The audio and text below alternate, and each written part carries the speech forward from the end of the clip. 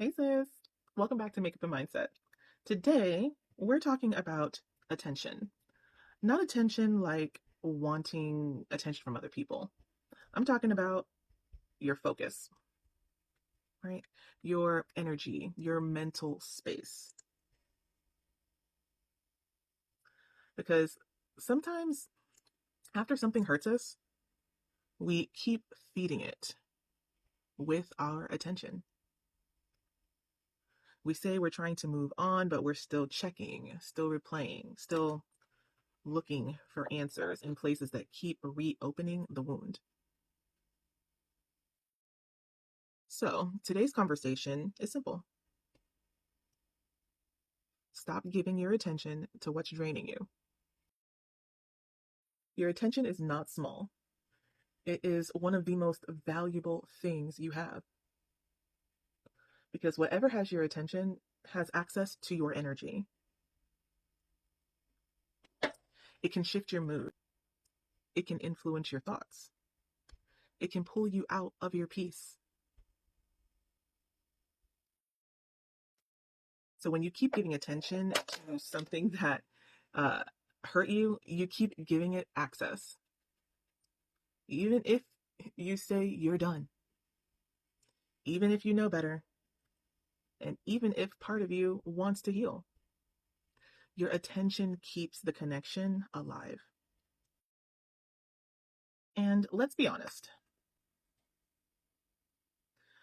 sometimes the connection isn't physical anymore. It's mental, it's digital, it's emotional. It's checking their page, wondering what they're doing, replaying the last conversation, looking for signs that they miss you, or looking for proof that they don't. And every time you do that, you reconnect. You may not text them, you may not call them, but mentally, you're back in it.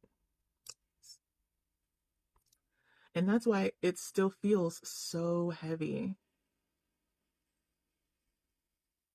Some things stay alive in our lives because we keep feeding them. The situation may be over, but our attention keeps it active. The relationship may have ended, but our focus keeps pulling it into the present.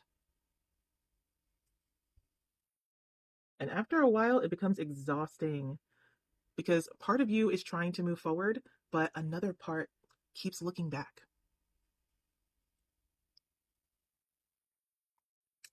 And that split is draining. So the question becomes, where is my attention going? And is it helping me heal or keeping me attached?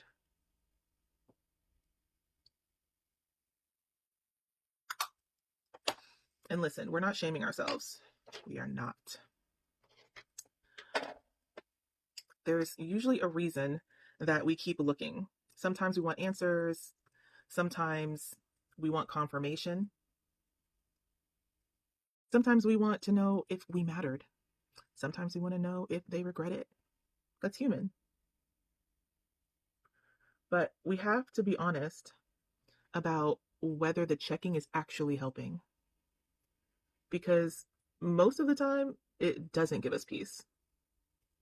It gives us another question, another comparison, another emotional reaction,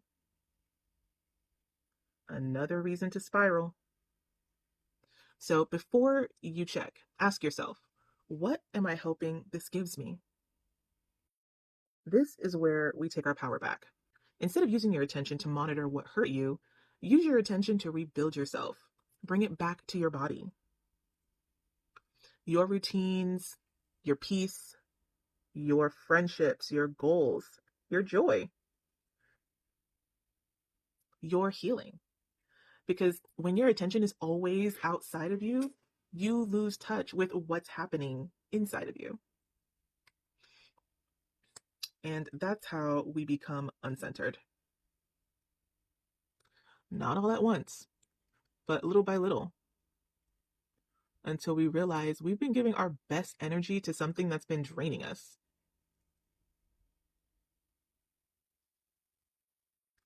So here's something practical.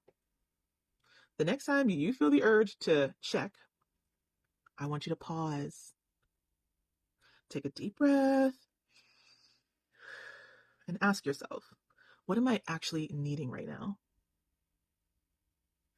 Do I need reassurance?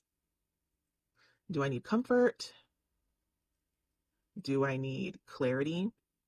Do I need to feel chosen? Then ask, can I give myself what I'm trying to get from this situation? Because sometimes the urge to check is really a request for reassurance. And instead of going back to the source of pain for reassurance, we have to learn how to reassure ourselves.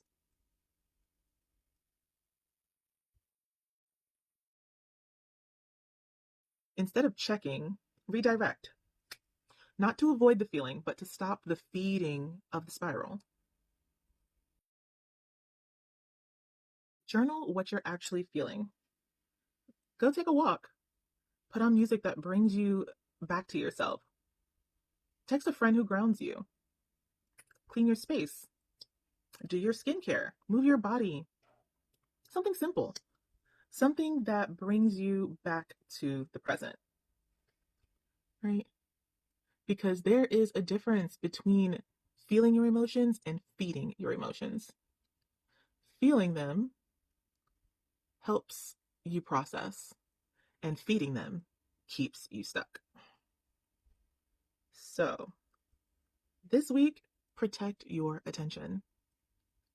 Before you click, before you check, before you go looking for something that might hurt your feelings, ask yourself, is this helping me heal?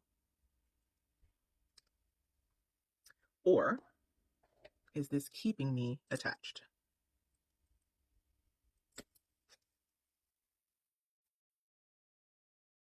Because your attention is way too valuable to keep spending it on what drains you. Bring it back to you. Bring it back to your peace. Bring it back to your center. And before you go, everything I used in today's look is linked in my bio, so you can easily find the products. And if you like this kind of big sister reminder and you felt like it was needed today, follow for more conversations that help you slow down, reflect, and come back to yourself. Because we're protecting our energy over here, and we are protecting our peace over here. And I'll see you in the next one, sis. And since it is warmer outside and your girl is shining, I'm going to use some Laura Mercier setting powder. And this is in the color Translucent Honey, just to kind of take down some of this shine. Okay. So still got some shine there, but better. Lemonhead, LA. Yes. This is in the color Houdini.